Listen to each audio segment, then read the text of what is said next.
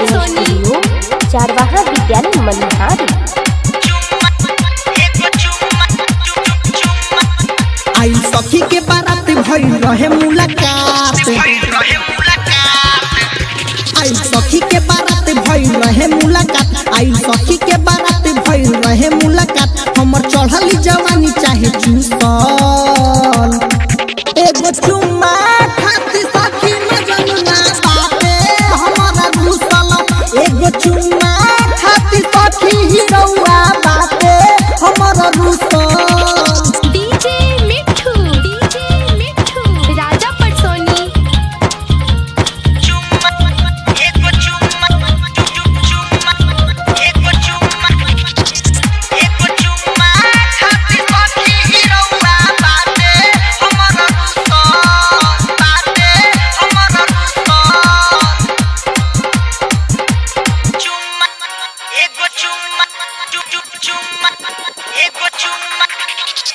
परसों सरसों में मिले तू अइहा, फोन पर बतैनी हो, बड़ी खिसी आइल बा सखी मिले नहीं गइनी हो।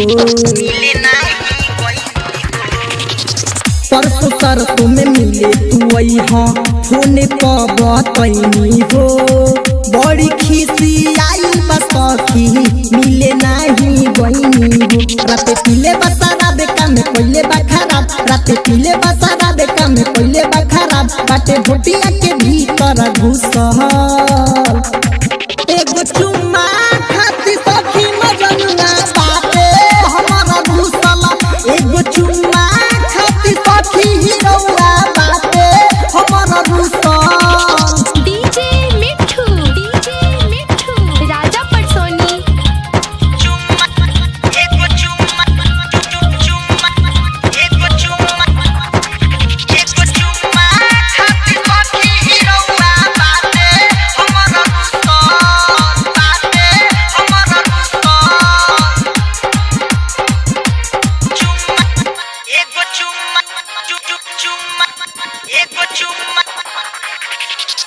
जब से दिलवा लागल बा सखी कुछु नहीं कमेला, हमर ओकर बीच में सखी बड़ी प्यारी जमेला।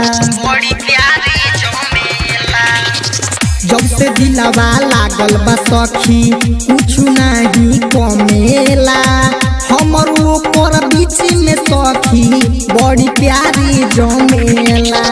बाटे देले उठला लियौरी कनावा के बाली, बाटे देले उठला लियौरी कनावा के बाली, हमर कमर को चाहे हूँ मचल, एगो चुम्मा खातिर सखी मजनुआ बाटे हमारा घुसल, एगो चुम्मा खातिर सखी हीरोआ बाटे हमारा घुसल।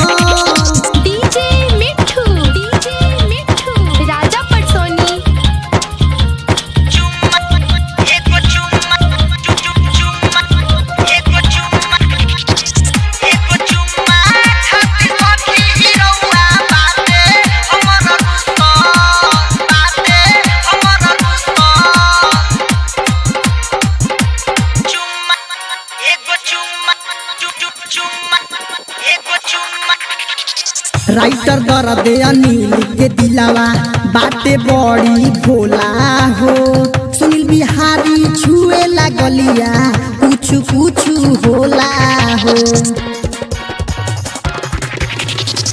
राइटर दर्द अनिल के दिलावा बाटे बड़ी भोला हो, सुनील बिहारी छुए लागलिया कुछ कुछ होला हो।